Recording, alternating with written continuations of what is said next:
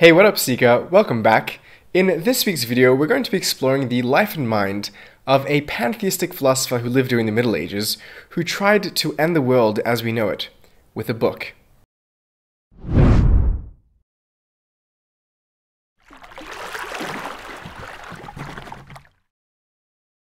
Dear brothers and sisters, today we consider the figure of John Scotus Eriugena, an influential Christian thinker of the Corinthian period. This scholar, Neoplatonist philosopher, theologian, poet, and mystic, that's often touted as the only Christian representative of pantheism during the Middle Ages, although this is far from the truth, most likely born in Ireland around the year 810, not to be confused with the later Franciscan philosopher and theologian, the subtle Dr. John Duns Scotus from Scotland. Our man, John Scotus Eriugena, henceforth Scotus, has been called the only important Latin philosopher for 6 centuries after Augustine. As a scholar at the court of Charlemagne, in about the year 850, Scotus was responsible for translating the works of Pseudo-Dionysius, the pseudepigraphic but hugely important 6th century Neoplatonic Christian philosopher responsible for introducing Christianity to negative theology, more on that soon, from the Greek into Latin, and wrote a commentary upon him.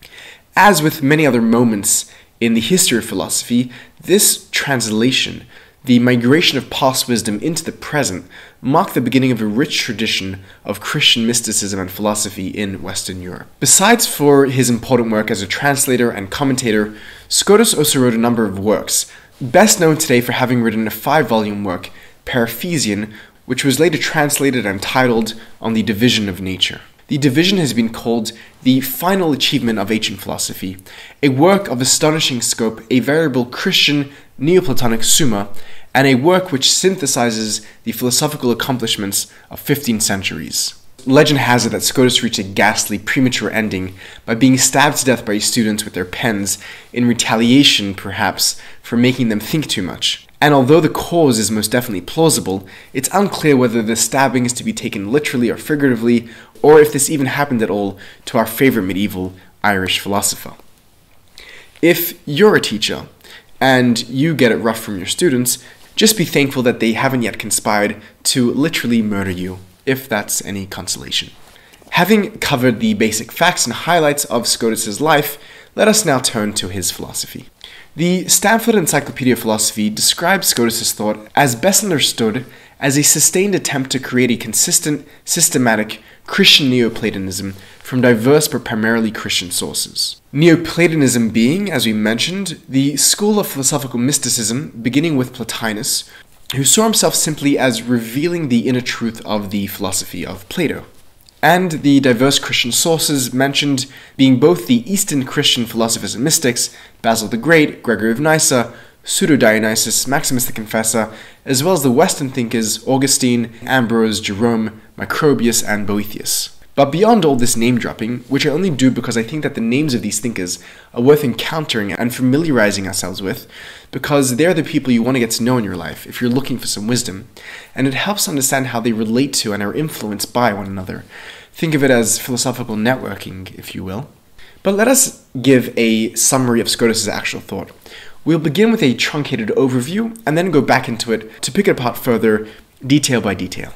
Scotus's system, by the way, is really worth paying attention to and getting into, both because he's a mystical philosopher par excellence, whose thinking is as sharp as darts and as warm as melted marshmallows, and because his mystical philosophy really stands as paradigmatic for almost all Western mysticism to follow, with almost all major themes that will go on to perplex the great minds for centuries contained therein. Scotus presents us with what is essentially a Neoplatonic metaphysic, wherein God, who is infinite, unknown, and transcendent, beyond the categories of being and non-being, so that we cannot even say of God that she is. And yet, through an elaborate process of self-articulation or self-creation, God leaves her divine darkness and non-beingness and emanates into the light of being, the unconscious made conscious.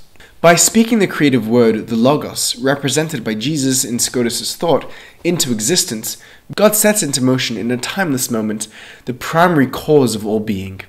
And because this process takes place in a timeless moment, creation is in fact an ongoing and ever-occurring event for Scotus. The cause comes to effect in the created reality, setting a system into motion where the effects, i.e. creation, relies entirely upon the causes, and the cause of all causes, God. If we listen carefully to Scotus's metaphysics, we'll hear a range of echoes of the important names that we dropped earlier, as well as the embryonic reverberations of future thought waiting to unfurl. Created reality finding itself as it does at the end of a great chain of cause and effects, are not only dependent upon their causes, but are ultimately destined to return to their source, to be reincorporated back into God, to become God again is their aim, end, and highest purpose. All of reality, therefore, is playing out the divine drama, the dynamic process of exiting from and returning to the one, the cosmic exhale and inhale. Now, I know what you're thinking to yourself while listening to this. Zevi, this sounds like standard Neoplatonism. What did Mr. Scotus bring new to the table that we don't already know? We don't need a regurgitation of Plotinus, Porphyry, Proclus, and Iamblichus. Okay, point well taken. So I'll tell you what Scotus adds to this pre-existing Neoplatonic model of reality. What Scotus does is, he gives us a brand new definition of nature. And here we'll see his unique version of pantheism begin to creep in. Scotus, in a daring move of originality, applies the categorical label of nature to both the final effect/result of his system, i.e. this world, and to the highest principle in his metaphysical system, i.e. God, the One. Both God and creation are subsumed within the same category of natura, nature. This is a stunning and subversive categorization. Let us understand why. What Scotus does here is to both radically redefine nature and simultaneously redefine God. Nature is defined as universitas rerum, the totality of all things, that which contains within itself the primary divisions of all things, namely the division between that which is and that which is not, being and non-being. Nature subsumes that most primal of categorical divisions. Nature, or God, or shall we say Deus sive natura? You feel me? Nature, or God, is divided up by Scotus into 4 divisions. 1. Nature which creates and is not created, which is God, as the ground of being or the origin of all things. 2. Nature which is created and creates, that is the causes that we mentioned earlier, paralleling the Platonic ideas or forms. 3. Nature which is created but does not create, which is the created effects, namely the material world as it appears to us. 4. Nature which is neither created nor creates, which is God as non-being, the final end and goal of all things, that into which the phenomena of creation ultimately returns and is folded back into.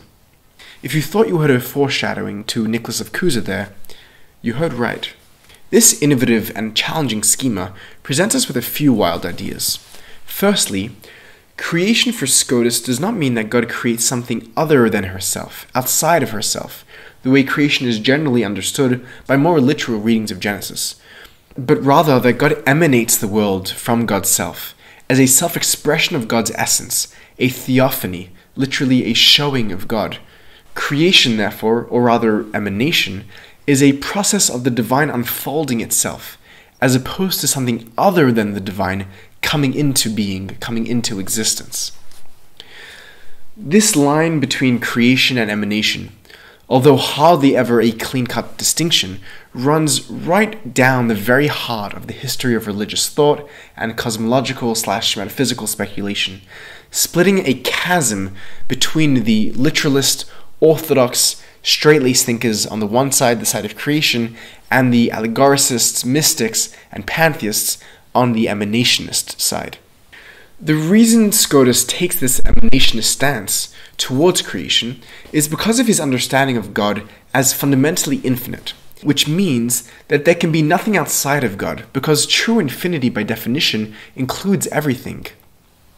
I want you to watch closely as the importance of this theme develops, both in this class and in the following ones. And allow me to quote Scotus here for you, so that you know that I'm not just making this up. The creative nature permits nothing outside itself, because outside it nothing can be.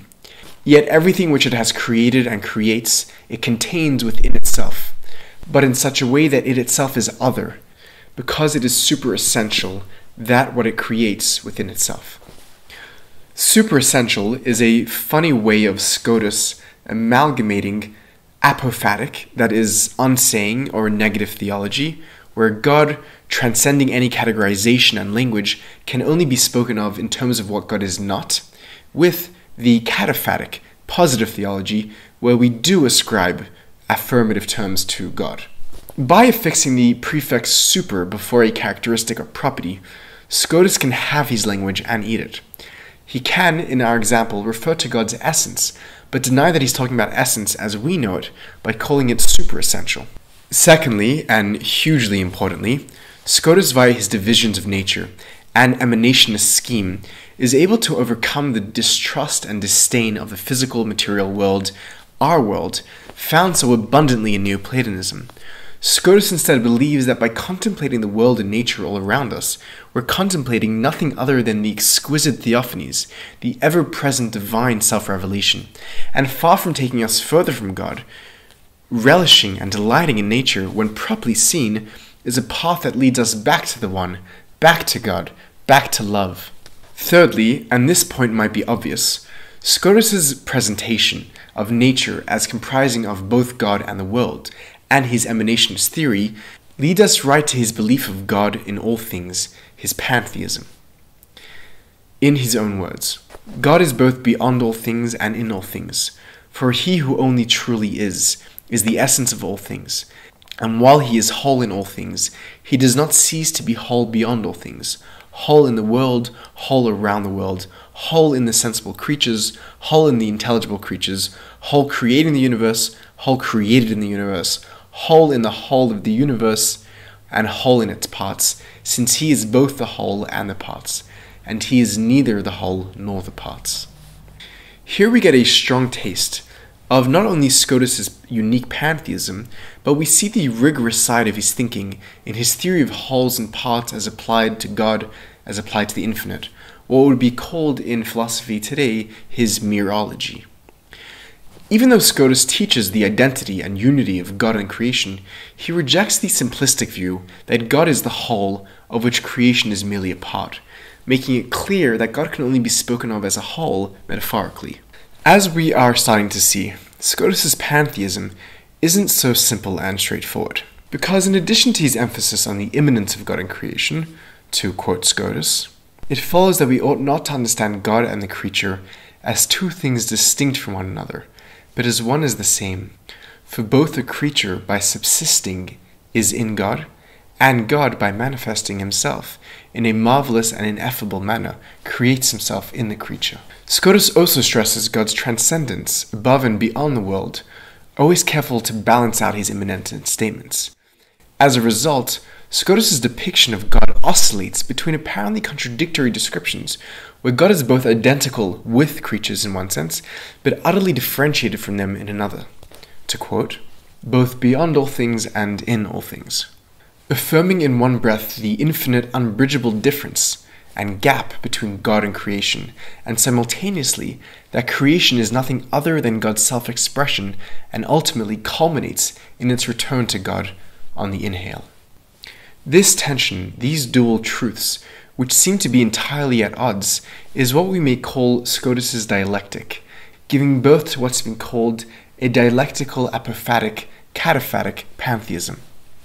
I'm kidding, I just made that up. So, how to resolve this tension? Well, not all tensions are supposed to be resolved. But at the very least we can understand the larger setting of Scotus metaphysics to appreciate the context, the Sitzum Leben, of this tension and paradox. Scotus's whole system, in good mystical and Neoplatonic fashion, can be described in two moves, or rather in a single motion made up of two moves, an outflowing and a return, an exit, a fall, a descent, followed by a reversal, an epistrophe, a restoration back to the source. The basic sketch of these two movements is first the outflowing, the procession, the exitus from God, from the One, channeled through the causes flowing out through them to the effects, this world. Us, humans, according to the schema, are stuck down here at the bottom of the chain, not aware of our true divine nature, distracted as we are by the fleeting, temporary appearances, the fantasiae that trap our perception in this delusional thing we call space and time. If you're watching this and you're like, Zevi, what is space and time? Don't worry, it's a basic bro thing for people on a much lower frequency level than you. You might remember it from when you were once basic. Once is a complicated term because it implies temporal categories, but it's okay. Jokes aside, there's good news for us humans, trapped in this world of duality, space and time, shadows of true existence, because through intellectual contemplation and divine illumination, making us aware of the divine self-manifestation, the Theophany that we truly are, we can come to a state of henosis, literally being made one with God, and even possibly a state of theosis, literally being made God, deification, in which there is a complete identification between the self and the divine, which is the ultimate goal of all being for Scotus, to be reincorporated and reunited back into their source. Quote, "As voices blend in the choir, as a droplet of water merges with the stream, God shall be all in all." The use of the future tense here by Scotus is somewhat misleading, since time itself is a feature of our unrectified, unresurrected, fallen, basic state, our true woke state being one of timelessness. So in truth, we already are and always have been one with God, even though we may not know it. A point which many a mystic would agree with, as well as the observation that this state of being, this timeless union or merger with God, Scotus refers to as paradise or heaven, and conversely, the state of being in which we refuse to let go of the circumstances and fantasies that ensnarl us, Scotus calls hell. Hell for Scotus isn't some burning, fiery place bad people go to after they die. That is just some story we tell kids to scare them into behaving well. Real hell is a life lived in the delusion and shadow of deprivation of the vision of God. The vision of the fundamental unity, interdependence, and coexistence of all reality, flowing from the one divine source and returning to the one. And when that vision is absent, in its void festers jealousy, hatred, separation, ego, guilt, shame, exploitation, fear, war, anxiety, and high-interest shark loans. And mirroring classic theology that you were taught as a child, just now entirely reread, Scotus tells us that any perceived distance and difference between the human and God is merely a result of, quote, an accident produced by sin. A concept which should be familiar to anyone familiar with Jewish mysticism's reading of Isaiah 59:2, Ki im avonotechem hayu mavdilim beinechem lebein Elokechem. It is but your sins which have separated you from God. Namely, that were it not for our sins, there would be nothing separating us from God.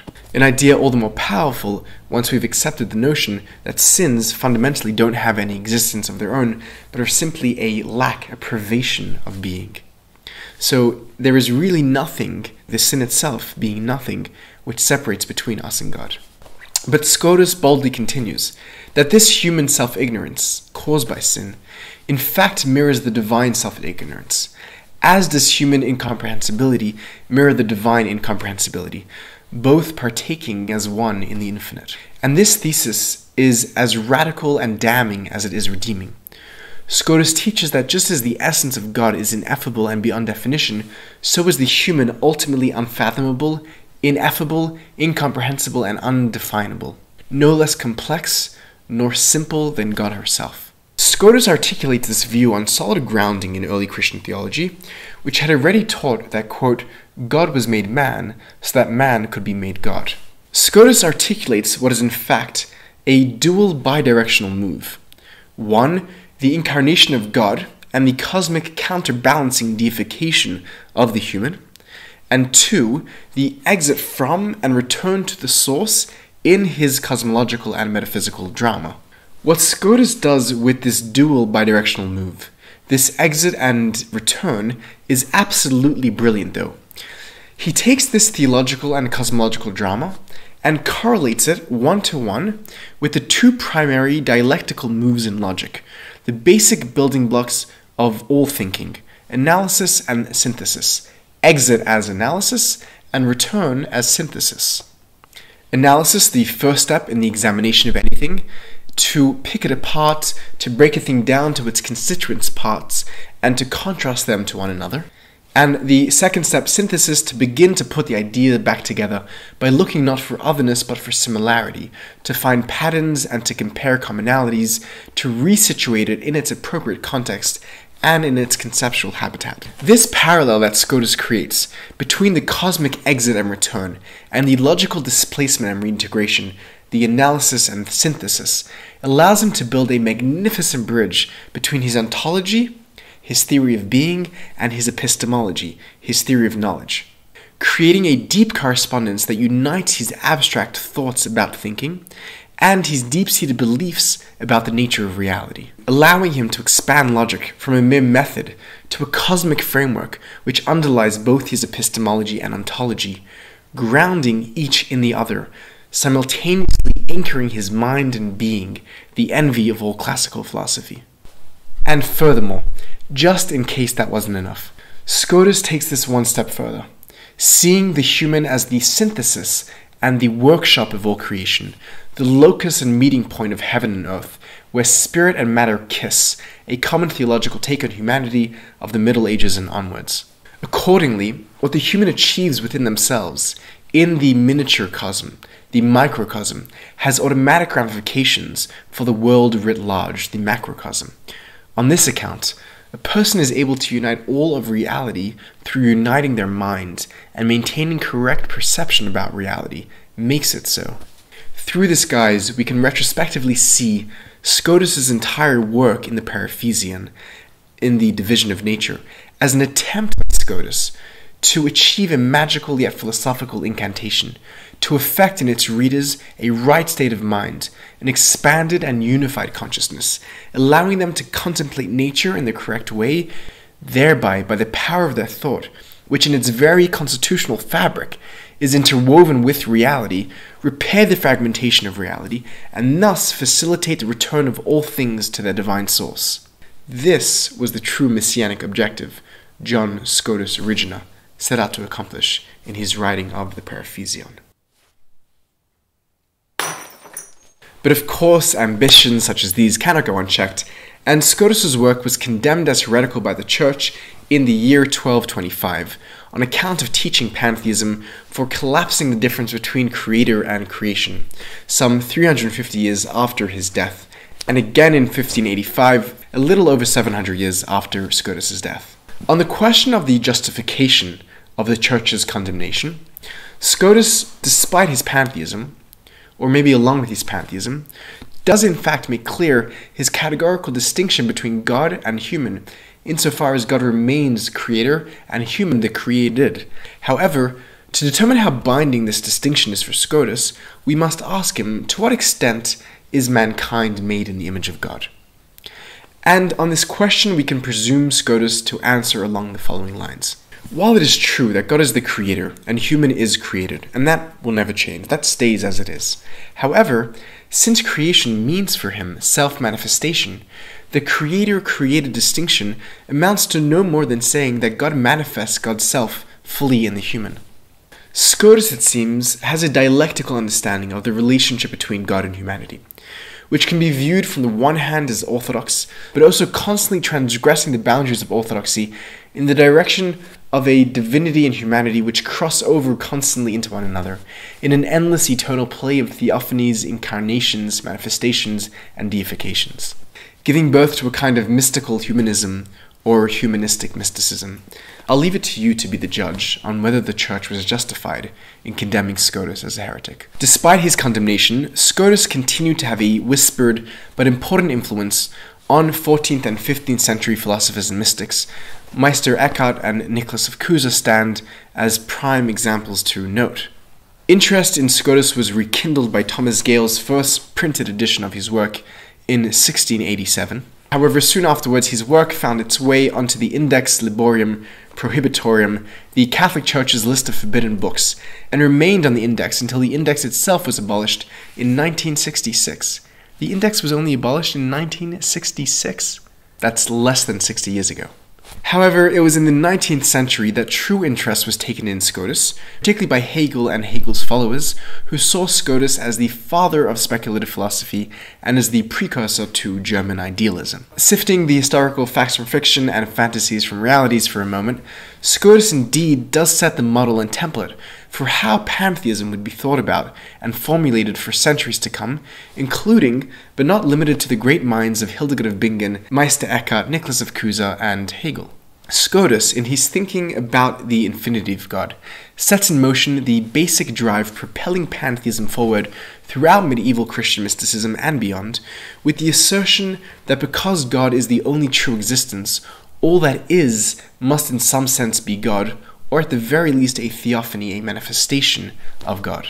On account of his guiding influence, his philosophical clarity, and his theological boldness, Scotus has been rightly recognized, to quote the Stanford Encyclopedia of Philosophy, as a highly original metaphysician and speculative thinker of the first rate, whose work transcends the limitations of his age. His theory of human nature is rationalistic while affirming its ineffability. His theory of space and time as defining structures of the human mind anticipates Kant. His dialectical reasoning prefigures Hegel. But above all, Scotus is a mystic who emphasizes the ultimate unity of human nature and through it of the entire creation with God. Scotus the unifier seamlessly unifies the Christian East and West, and without missing a beat finds a way of unifying theology and philosophy, religion and reason, to close with his own words, echoing the great philosopher, theologian, Augustine. True philosophy is true religion, and conversely, true religion is true philosophy. There is a lot more to go into that I had to cut out, which was really hard, almost as hard as chopping off limbs, so that this would not become a 2-hour class. But I hope to have given you a core overview of the essentials of his thought, and if you're interested in Scotus and aren't satisfied with a mere overview, I'll be posting a bunch of epic resources for you to continue your research. God bless you, child. Catch you next week, hopefully, and keep seeking.